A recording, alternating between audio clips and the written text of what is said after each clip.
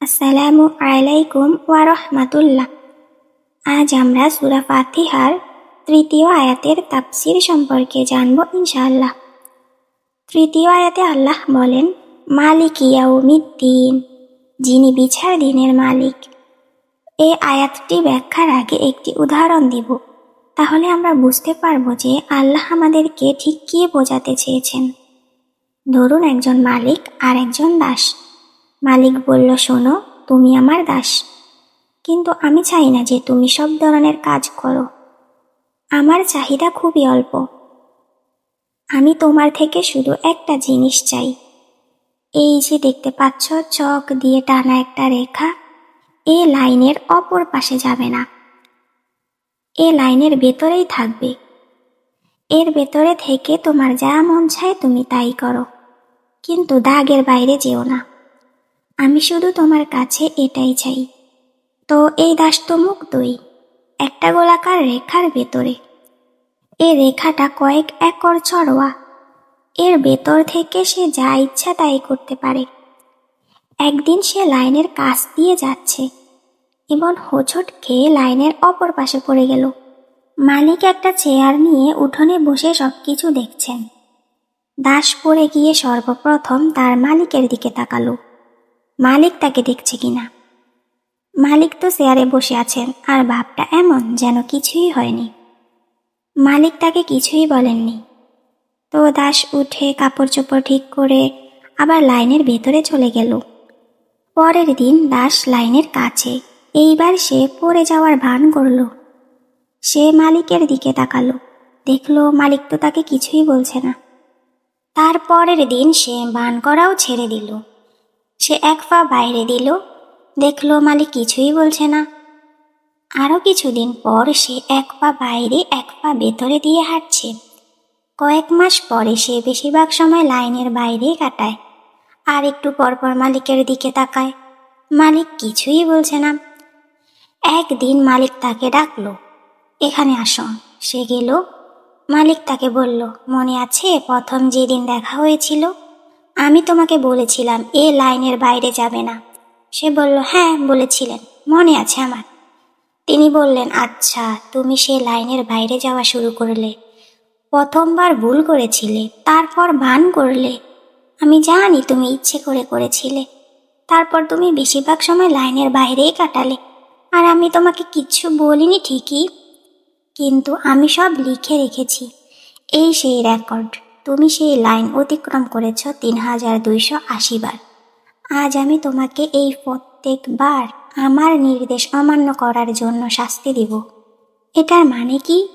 এটার মানে হচ্ছে মালিক বোঝাচ্ছেন যে তুমি আমার দয়ার সুযোগ নিয়েছ। তুমি ভুলে গিয়েছিলে যে আমার অধিকার আছে তোমার বিচার করার।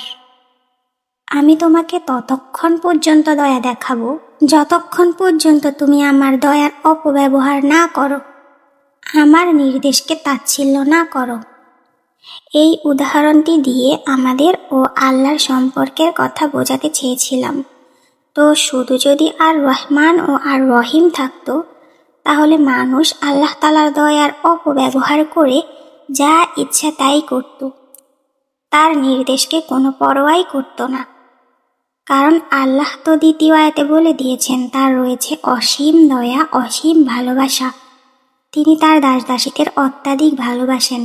এটা জানার পর তার দাসদাসীরা যা ইচ্ছা তাই করতে পারে, তার নির্দেশকে তাচ্ছিল্য করতে পারে।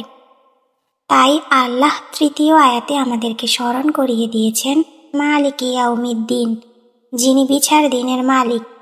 আমাদের বিচার করার ক্ষমতা তার রয়েছে। আমরা যা ইচ্ছা তাই করতে পারি না। যদি করি তাহলে শাস্তি ভোগ করতে হবে। এবার বিচারের দিন সম্পর্কে জানব। বিচারের দিন আমাদের সাথে দুইভাবে আচরণ করা হবে। বিচারের দিন হয় আপনি আল্লাহর ভালোবাসা এবং দয়া পাবেন, অথবা আল্লাহর ন্যায় বিচার পাবেন। আল্লাহ এটা বলেননি যে আপনি হয়তো আল্লাহর দয়া না হয় শাস্তি পাবেন, সেটা নয়। হয় আপনি আল্লাহর ভালোবাসা ও দয়া পাবেন, অথবা আল্লাহর ন্যায় বিচার পাবেন। বিচারের দিন কিছু মানুষের ডান হাতে একটা বই থাকবে আর কিছু মানুষের বাম হাতে একটা বই থাকবে। আর এই বইতে কি আছে? দুনিয়াতে আমরা যা যা করেছি, অতি ক্ষুদ্র থেকে ক্ষুদ্র সব কিছুর তালিকা সেই বইতে থাকবে। যেমন কাউকে একদিন এক গ্লাস পানি পান করিয়েছি, কাউকে সামান্য কিছু পরিমাণ টাকা দান করেছি, আবার কাউকে কষ্টদায়ক কথা বলেছি, ইত্যাদি ইত্যাদি। অনুপরিমাণ কাজ, কথা, কোনো কিছুই বাদ যাবে না। সব কিছুর তালিকা সেই বইতে থাকবে। স্কুলের টিচার যদি পরীক্ষার খাতা আপনাকে ডেকে আপনার সামনে দেখে, তখন সেটি হয় জীবনের সবচেয়ে ভয়ঙ্কর অভিজ্ঞতাগুলোর মধ্যে একটি। যখনই ভুলগুলোর ওপর লাল কলমের দাগ দেওয়া হয়, তখনই আপনার হার্টবিট বেড়ে যায়। এমনটা হয়েছে কখনো? আল্লাহ যদি আপনার বই আপনার ডান হাতেও দেন, তার মানে এই না যে আপনি পাশ হয়ে গেছেন। ফেরেশতারা আপনার বই খুলবে, চেক করবে, প্রত্যেক লাইন পড়বে। আপনি যদি ছাত্রদের মতো হন, তবে বলবেন, এই পেজটা দেখুন, এখানে একটা লাইলাতুল কদরের ইবাদত আছে। এই পেজটা দেখুন, একটা উমরা আছে। এই যে নামাজ, রোজা, এগুলা দেখুন। এই খারাপগুলো বাদ দিন, এই খারাপগুলো বাদ দিন। ছাত্ররা এমনটা করে। তারা চায় আপনি তাদের খারাপ উত্তরগুলো বাদ দিয়ে কেবল ভালো উত্তরগুলোরই মার্ক দেন। আর যে বাম হাতে বই পেল, কোরআন এটাকে বর্ণনা করেছে, তাদের বই থাকবে পিঠের পেছনে। মানে আপনি খারাপ রেজাল্ট করলেন, আপনি এটাও জানলেন না যে তা কতটা খারাপ, কারণ সেটা থাকবে আপনার পিঠের পেছনে। ফেরেশতারা তাদের বই খুলবে, প্রত্যেক লাইন পড়বে। রাসূল সাল্লাল্লাহু আলাইহি ওয়াসাল্লাম বলেন, যাকে বিচারের দিন প্রশ্ন করা হলো একবারের জন্য হলেও, সে ধ্বংস হয়ে গেল। মানে ফেরেশতারা যদি আপনাকে থামায় আর বলে, স্যার একটু দাঁড়ান, আপনার বইটা একটু দেখি। এই যে শনিবারে আপনি মদ পান করেছিলেন, এই যে আপনার এসব বন্ধু, এদেরকে তো ভালো বন্ধু মনে হচ্ছে না। ক্লাবে নাচ গান এসব কি? সব কিছু থাকবে ভিডিও ফুটেজ সহ। আল্লাহ বলেন, তারা যা করেছে সেগুলো তাদের সামনে দাঁড়িয়ে থাকতে দেখবে। বিচারের দিন এমন কিছু মানুষ থাকবে যাদেরকে আল্লাহ ভালোবাসা ও দয়া দেখাবেন এবং বলবেন, আমি তোমার বই খুলেও দেখব না, তুমি যাও। যে ব্যক্তি কিয়ামতের দিন সিকিউরিটি চেক পার হয়ে যাবে, সে সবাইকে তার বই দেখাবে। সে বলবে, আমি জানতাম আমি আমার কাজগুলোর ফল পাব। আজ সেটা সত্যিই হয়েছে। আর এমনও মানুষ থাকবে যাদের ব্যাপারে আল্লাহ বলবেন, ওদের বই খোলো, এবং তারা আল্লাহর বিচার পাবে। তাদের প্রতি অবিচার করা হবে না। হাদিসে এসেছে, আল্লাহ প্রত্যেকের হিসাব নিবেন। কিন্তু অনেক মানুষ এমনও থাকবে যাদের হিসাব নেওয়ার পর আল্লাহ তাদেরকে ক্ষমা করে দিবেন। কিছু লোকের সাথে এমনও ব্যবহার করা হবে যে তাদের একটি একটি করে পাপকে স্মরণ করিয়ে দিয়ে স্বীকারোক্তি নিয়ে বলবেন, দুনিয়াতে এই পাপগুলো আমি গোপন রেখেছিলাম, যাও আজও এগুলোকে আমি ক্ষমা করে দিলাম। এই হাদিসটি সহিহ বুখারী ও সহিহ মুসলিম শরীফে বর্ণিত হয়েছে। বিচারের দিন কারো প্রতি অবিচার করা হবে না। তো দুটি অপশন, হয় আপনি আল্লাহর দয়া পাবেন অথবা ন্যায় বিচার পাবেন। আমরা আল্লাহর দয়া চাই, আমরা আল্লাহর ভালোবাসা চাই, কিন্তু আমরা এটার অপব্যবহার করি। আল্লাহ কিছুই বলছেন না দেখে আমরা তার নির্দেশ অমান্য করি। কিন্তু এটা ভুলে গেলে চলবে না যে আমাদের প্রত্যেকের সাথে দুজন ফেরেশতা থাকেন। তারা আমাদের ভালো ও মন্দ প্রতিটি কাজ লিখে সংরক্ষণ করেন। তাই তিনি এই আয়াতে স্মরণ করিয়ে দিলেন, মালিক ইয়াউমিদ্দিন, তিনি বিচার দিনের মালিক। আমাদের বিচার করার অধিকার তার রয়েছে। সুতরাং মালিক যা চান তাই করতে হবে, আর না করলে শাস্তি পেতে হবে।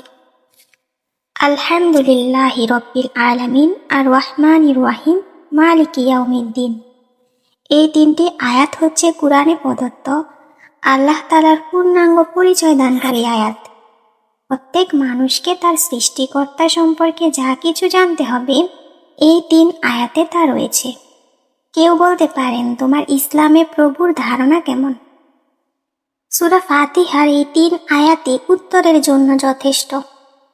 প্রথমত, যে জিনিসটা তিনি তার ব্যাপারে আমাদেরকে বলেছেন তা হলো, তিনি প্রশংসা ও কৃতজ্ঞতার অধিকারী। দ্বিতীয়ত, যা তিনি তার ব্যাপারে আমাদের বলেছেন তা হলো, তিনি আমাদের মালিক। তৃতীয়ত, তিনি তার ব্যাপারে বলেছেন, তিনি অন্য মালিকদের মতো নন। আপনার জন্য তার রয়েছে অসীম ভালোবাসা, অসীম দয়া। আর শেষ যে জিনিস তিনি আমাদেরকে তার ব্যাপারে বলেছেন তা হলো, এটা ভাবা যাবে না যে তার অসীম দয়া ও অসীম ভালোবাসার অপব্যবহার করতে পারবো আমরা। তিনি কিছু মানুষের সাথে ন্যায় বিচার করবেন যদি তাদের সাথে অন্যায় করা হয়ে থাকে, আর কিছু মানুষ তার দয়া এবং ভালোবাসা পাবে। সবশেষে আল্লাহ তাআলার সাথে আমাদের সম্পর্কটা কি? আল্লাহ হচ্ছেন আমাদের মালিক, আর আমরা হচ্ছি তার দাস দাসী।